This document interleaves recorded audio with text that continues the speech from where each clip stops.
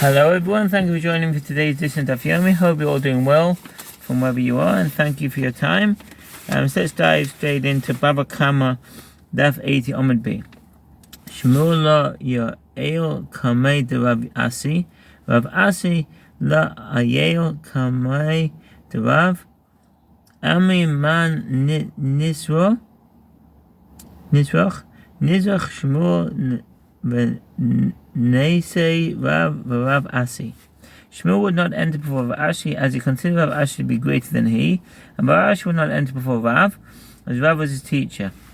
They said, which of us should stay behind, and let the other two come in before him. They decided that Shmuel stay behind, and that Rav and Rav Asi come inside in that order. After Shmuel himself would enter.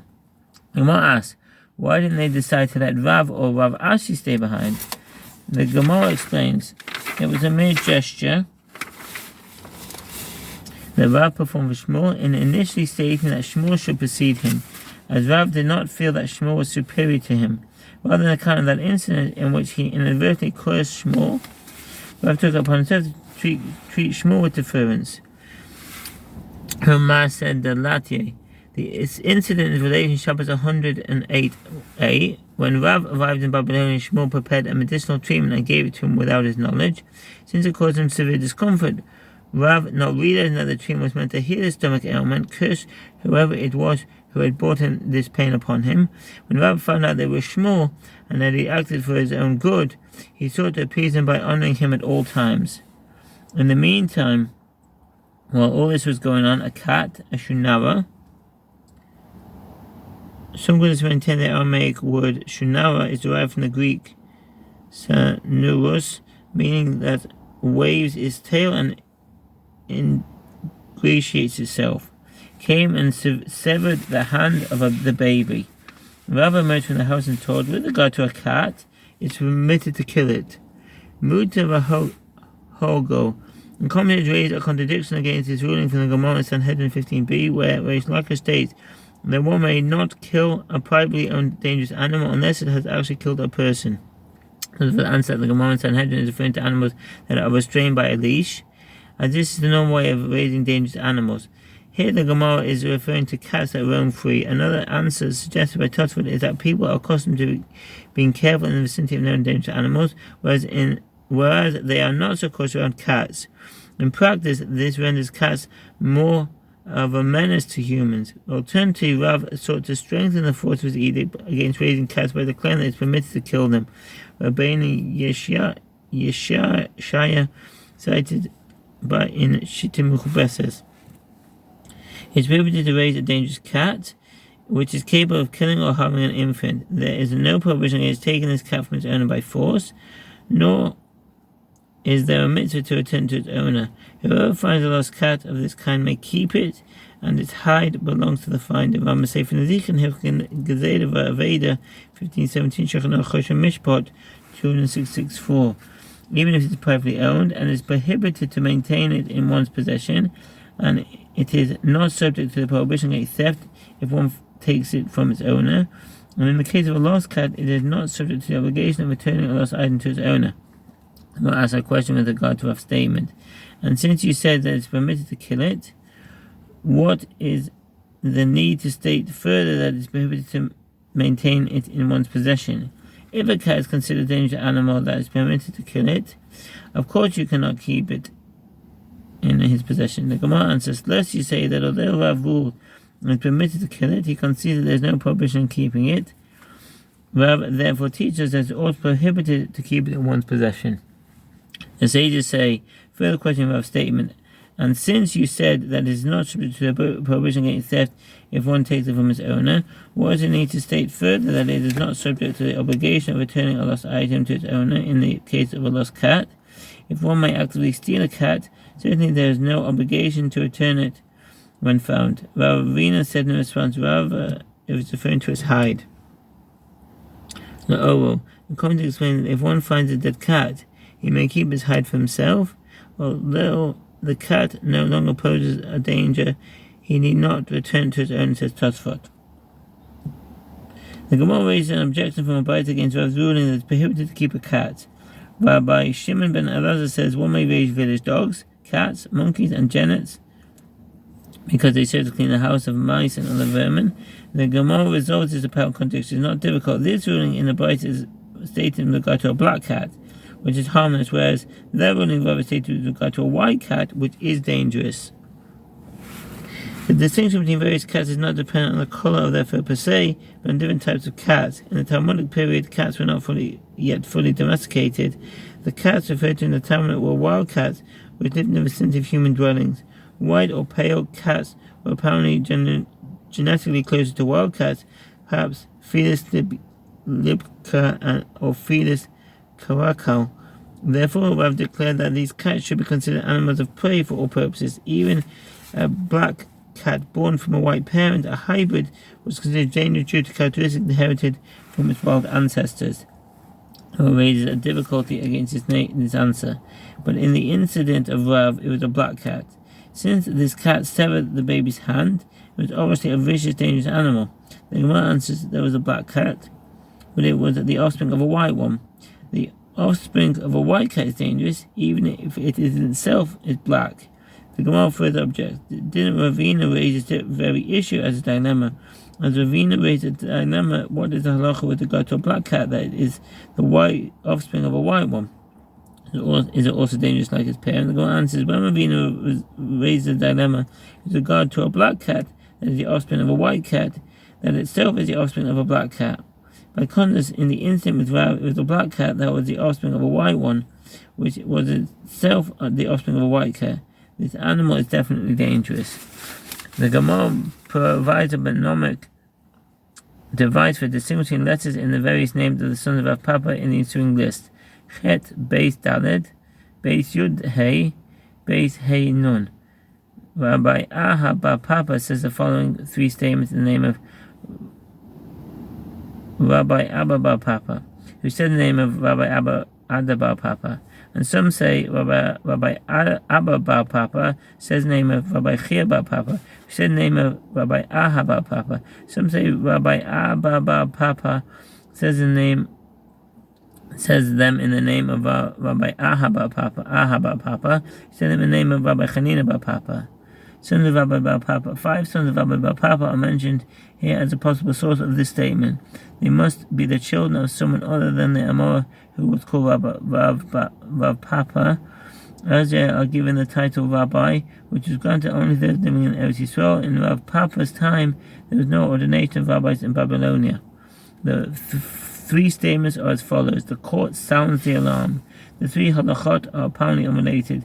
Nevertheless, it has been noted that they have a common theme: the importance of taking advantage of an opportunity that presents itself without delay. Accordingly, it is permitted to sound the alarm on Shabbat in the case of danger, as perhaps that moment is the time of grace when prayer is most efficacious. A door that is locked, as the Gemara later explains, is referring to an opportunity for ordination, which may not present itself again. Finally, with regard to purchasing a home in Eretz Yisrael, if the sale is not finalized at the first opportunity, the seller may change his mind. Mara as Hayut.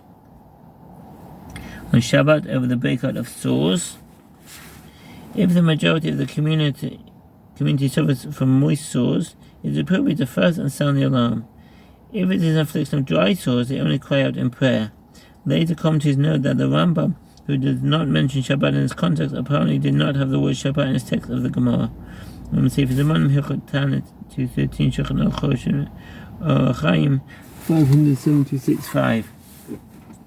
And the door that is locked will not be opened quickly. And with regard to one who purchases a house in Eretz Yisrael, one writes a bill of divorce for this transaction even on Shabbat.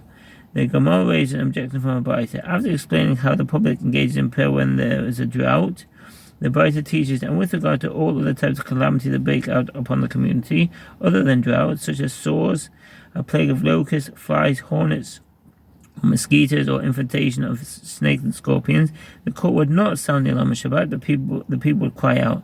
This indicates that it is not proper to sound the alarm on Shabbat for an epidemic of sores. So let's see that in the background.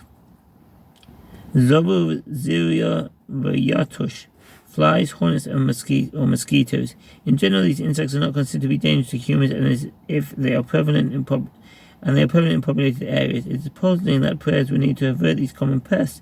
Possibly the fly mentioned here is reference to the tsetse fly, which spreads sleeping sickness in Central Africa. This can lead to coma and even death and kills some 250,000 to 300,000 people every year. Similarly, the mosquito that is mentioned, it may refer to the mosquito of the genus Anopheles, which is responsible for 300 million cases of malaria each year and causes between 1 and 3 million deaths a year. As for hornets, they are capable of stinging repeatedly and can kill even people who are not allergic to wasp venom if they are stung 30 times more.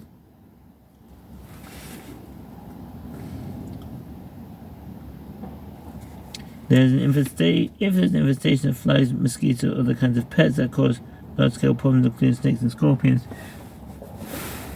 the community cries out in prayer, and they do not fast or sound the alarm. Some commentaries write that if these infestations are deadly, they should fast, Rav says, and the Torah. And this is a ruling in the Shulchan Aruch as well. The Man Hilchot Tanis 2.9, Shulchan Aruch, Orach Chaim 576.7. There's a disagreement among the early authorities as to which Bryce is referring to which circumstance. Rashi explains that the dry sores are the more dangerous ones, for which the court would sound the alarm on Shabbat, and the Rambam and the Meir explain it in the opposite manner.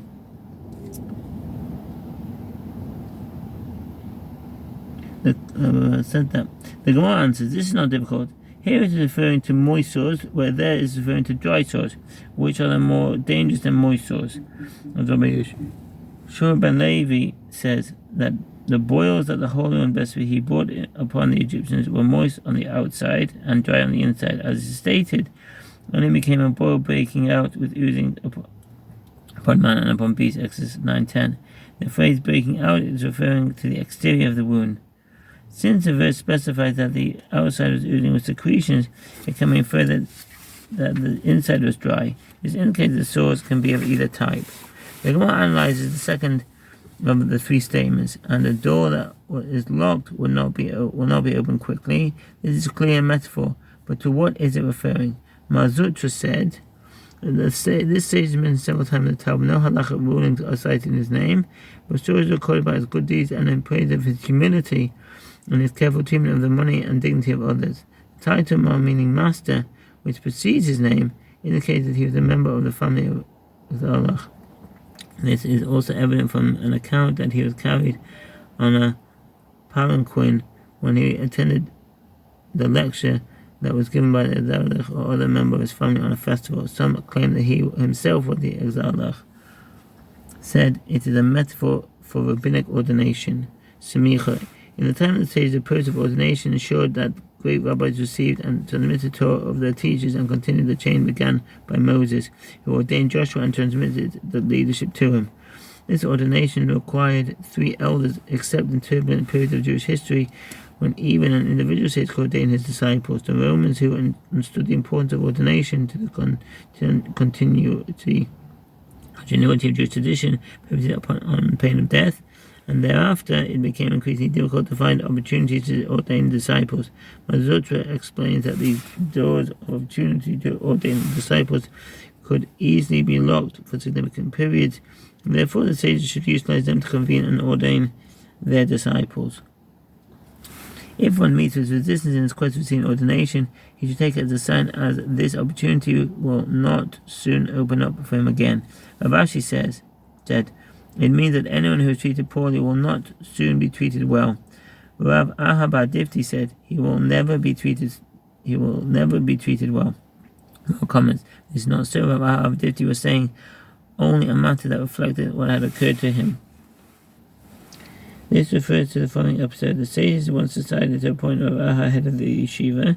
Then another sage right before him rallied the other sages and became the head of the yeshiva instead of Rav Aha. Rav Aha never received a second opportunity. Bava Batra 123 BC Tosfot. The Gemara turns its attention to the third statement. And with regard to one who purchases a house in Eretz Yisrael. If one purchases a house from a Gentile in Eretz Yisrael, it is permitted for him to instruct the Gentile to write the deed of sale even on Shabbat. This is because the prohibition against instructing a Gentile to perform a particular labor on Shabbat is a rabbinic enactment. The enactment does not apply with regard to the important mitzvah of settling in Eretz Yisrael. Sefer Zaman Hilchot Shabbat 611, Shulchan Aruch Orach Chaim 30611. We might build a sale for this transaction in Shabbat. The Gemara asks, can it enter your mind that one may write this bill of sale on Shabbat? When Shabbat is a bit of delay before which one is liable to receive the death penalty. The Gemara explains, rather, this is as Rava said there, with regard to a similar issue, that one tells the Gentile to do it. The early commentaries discuss whether one should conclude from here that Shabbat discretion by means of a Gentile is permitted whenever it serves to fill a mitzvah, or whether it's settling in a Torah is considered a more urgent mitzvah than others, says Tosfot. There also is a question as to whether Shabbat discretion is permitted by means of a Gentile in order to perform a mitzvah that applies by rabbinic law. Yet another issue that arises in this context is whether it's permitted to ask a Gentile to perform an act that would violate only a rabbinic prohibition when it's done by a Jew to do it, and he does so. Here too, it is referring to a situation where he tells a Gentile to write a bill of sale for a house, and he does it. And even though telling a Gentile to perform an action that is prohibited but for a Jew on Shabbat is generally a violation of a rabbinic decree, sages prohibited telling a Gentile to perform a prohibited labor on behalf of a Jew on Shabbat. His sages did not impose this decree due to the mitzvah of settling Eretz Yisrael. Rabbi Shmuel bar Nachmani says that Rabbi Yonatan says, with regard to one who purchases a city in Eretz Yisrael, if one purchases a city in Eretz Yisrael, the court compels them to acquire pass to the city from all four of its sides. In the settlement of Eretz Yisrael, Rambam say for Kinin Hilchet Sheikh Henem 6:2, the court forces him to purchase a path to the city from all four of its sides due to the importance of settling Eretz Yisrael. The sages taught in the Bible that Joshua stipulated 10 conditions when he apportioned Eretz Yisrael among the tribes. That's the end of the Omid. Thank you for listening. All the best. Bye.